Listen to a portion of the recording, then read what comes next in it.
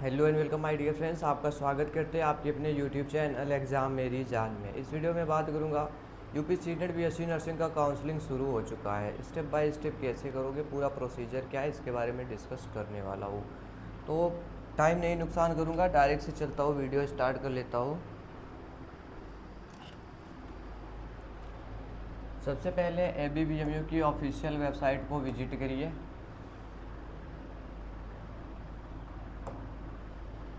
इनकी official website पर पहुंचेंगे आप तो एक बार मैं पेज को पहले रिफ्रेश कर देता हूँ। ये देखो, अब देखो बीएससी नर्सिंग 4 ईयर नोटिफिकेशन, तो नोटिफिकेशन आउट हुआ है इसका। देखो काउंसलिंग बुलेटिन इंग्लिश में है, हिंदी में है, सीट मैट्रिक्स दी गई है। तो सबसे पहले काउंसलिंग बुलेटिन मैं देख लेता हूँ, उसके बाद में आपको सीट मैट्रिक्स एक्सप्लेन करूँगा, तब जा कर के आप लोग काउंसलिंग करिएगा। टाइम दिया इन्होंने, अच्छे से सोच समझ के अपने रैंक के हिसाब से, अपने मार्क्स के हिसाब से काउंसलिंग करिएगा, तभी आपका सिलेक्शन हो पाएगा। क्योंकि सीटें बहुत कम हैं और 1,42,000 लोगों ने एग्ज़ाम दिया है।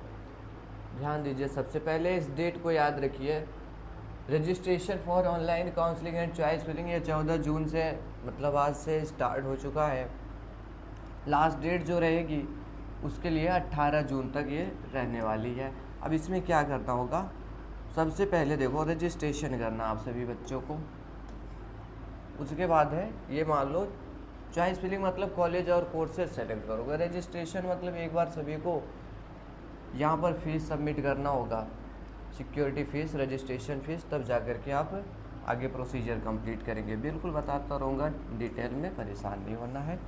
डेट याद रखिए 14 से 18 तक। उसके बाद अनाउंसमेंट ऑफ सीट एलोकेशन, मतलब आपको सीट मिली है या नहीं मिली है फर्स्ट राउंड काउंसलिंग के बाद में, वो डिटेल 21 को पता चलने वाली है।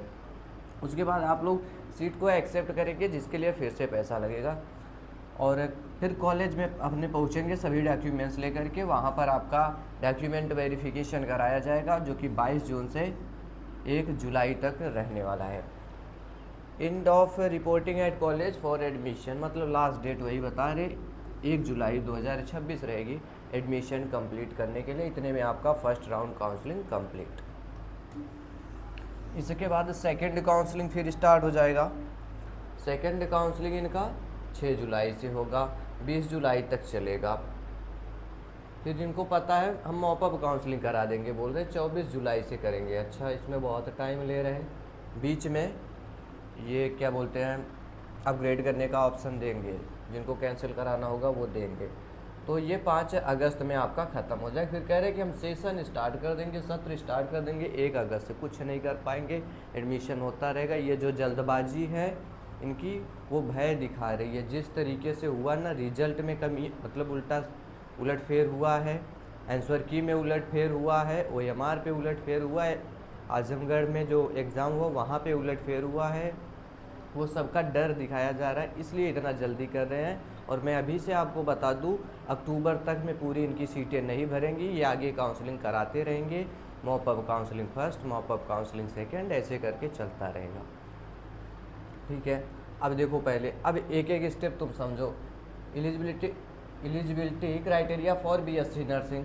अच्छा ठीक है, 17 साल एज होनी चाहिए। अब ये सब कुछ क्या है ना, आपका वहाँ पर मिलाया जाएगा, जैसा लगा हुआ था वहाँ पर भी मिलाया जाएगा। कैंडिडेट विद साइंस हो है पास क्वालिफाइंग 12th स्टैंडर्ड एग्जामिनेशन 10+2। ठीक है, 10+2 कंप्लीट होना चाहिए, 45% मार्क्स होने चाहिए फिजिक्स केमिस्ट्री बायोलॉजी में। ठीक है, इंग्लिश होना चाहिए आपके पास में। SC ST के बच्चों का 40% होना चाहिए फिजिक्स केमिस्ट्री बायोलॉजी इंग्लिश में। ये NIOS बोर्ड वाले एलिजिबल हैं। मेडिकली फिट होना है। ठीक है, ये INC अप्रूव्ड जो कॉलेज है, INC अप्रूव्ड कॉलेज, उसको एक बार ज़रूर देख लेना। जिनकी मेरिट कम है, INC से अप्रूव्ड कॉलेज में ही आप लोग सेलेक्ट करें, ऐसा नहीं है कोई सा भी कॉलेज सेलेक्ट कर लेना। चलिए दोस्तों, ये चीज़ें क्लियर हो गई। थोड़ा सा बैक करता हूँ, कल आपको दोस्तों एक लाइव लेकर के आऊँगा, वहाँ पर बिल्कुल क्लियर करूँगा। अभी मैं सिर्फ अपडेट आया है, मैं आपको वो बता रहा हूँ, बाकी कल पूरा डिटेल में इस पर वीडियो आएगा। सीट मैट्रिक्स समझिए, डेट आपको पता हो गई, अपनी आईडी को लॉगिन करेंगे, प्रोसीजर ओपन हो जाएगा।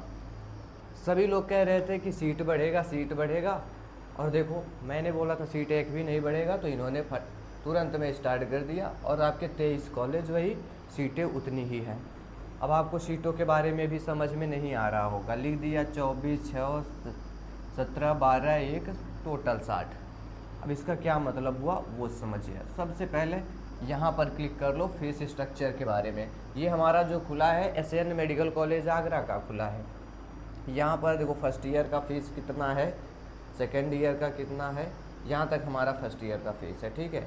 ऐसे सेकेंड ईयर, थर्ड ईयर और फोर्थ ईयर, मतलब लास्ट ईयर तक में जो फीस लग रही है 1,44,669 रुपये, इतने आपके लगने वाले हैं। हॉस्टल के बारे में बात करूँ तो हॉस्टल भी आपको मिल रहा है यहाँ पर, ठीक है। इस तरीके से आपका फीस रहने वाला है। फीस समझ गए। लेकिन सीटें कह रहे 60 सीट है, 60 में से कह रहे जनरल की हमारे पास में 24 सीट है, EWS की 6, OBC की 17, SC की 12, ST की 1। तो मैं 24 पर क्लिक कर लेता हूँ। ये 24 किसका किसका है, तो 20 सीटें हैं अनरिजर्व ओपन की। अनरिजर्व ओपन का मतलब इस पर हर कोई काउंसलिंग करेगा, जो भी इस मेरिट में आएगा वो एडमिशन ले सकता है। एक है अनरिजर्व के PH बच्चों के लिए, अनरिजर्व के EX आर्मी में आने वालों को, और एक है फ्रीडम फाइटर लोगों के लिए। सभी अनरिजर्व के बच्चे रहने चाहिए इनके लिए। लेकिन ये जो है ना, इस पर सभी कोई मतलब हर कोई फाइट करेगा। OBC भी करेगा, EWS भी करेगा, SC भी करेगा, ST भी करेगा, और इसके साथ में जो जनरल बच रहे वो भी करेंगे। इसके साथ में ये सभी सब कैटेगरी वाले बच्चे भी इस पर फाइट करने वाले हैं इस 20 सीट के लिए। बात क्लियर हो गई? नहीं समझ में आ रहा होगा, कोई बात नहीं।